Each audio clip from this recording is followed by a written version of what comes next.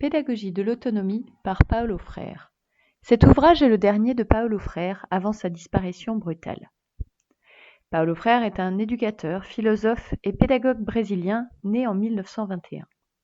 Ses travaux en ont fait sans doute l'éducateur de la pédagogie critique le plus célèbre. En 1968, il rédige son ouvrage le plus important, La pédagogie des opprimés, basé sur l'encapacitation des opprimés afin qu'ils transforment la réalité sociale. Dans les années 70, la notion de conscientisation devient emblématique de l'œuvre de Paulo Freire. L'objectif de l'éducation est la transformation sociale étendue comme lutte contre les inégalités sociales et les discriminations. La pédagogie critique, et donc la philosophie critique en éducation, est orientée par une visée de justice sociale. Elle s'inscrit dans la perspective formulée par l'école de Francfort de produire une science critique émancipatrice. Paulo Freire, lui, s'inscrit dans la philosophie éducative et politique, orientée par une vision optimiste de l'être humain, qu'il a développée à travers sa pratique d'éducateur. C'est une méthode d'alphabétisation des pauvres et d'éducation populaire. Il s'est d'abord concentré sur des projets d'alphabétisation des adultes au Brésil et a ensuite été adapté pour traiter un large éventail de questions sociales et éducatives. Construite sur la reconnaissance de l'expérience de vie des habitants des quartiers pauvres.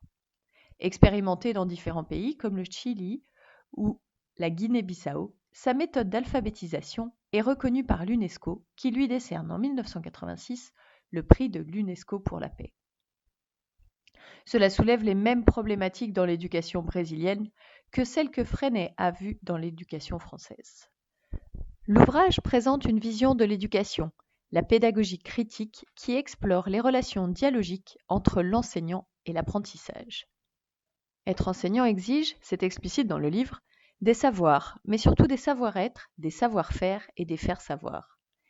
Il annonce qu'il n'y a pas d'enseignement sans apprentissage. L'éducation n'a pas fonction simplement à apprendre à lire, mais bien à comprendre la complexité du monde. Ainsi, enseigner n'est pas transférer uniquement de la connaissance.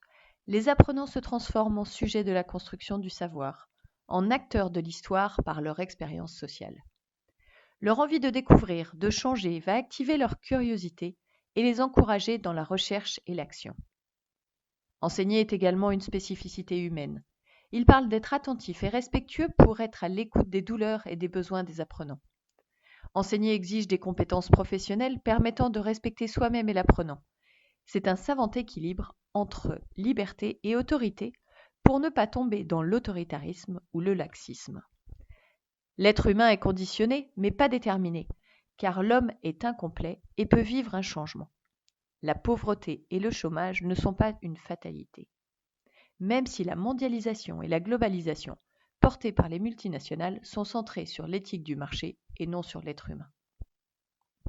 Tout au long de l'ouvrage, les vertus que doit avoir l'éducateur sont présentées.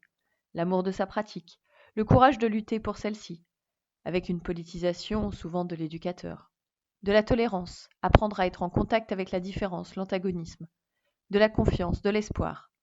Avoir l'espoir, c'est déjà avoir une action. Pour accompagner l'apprenant, un être humain incomplet, dans ses possibilités d'intervention sur le monde.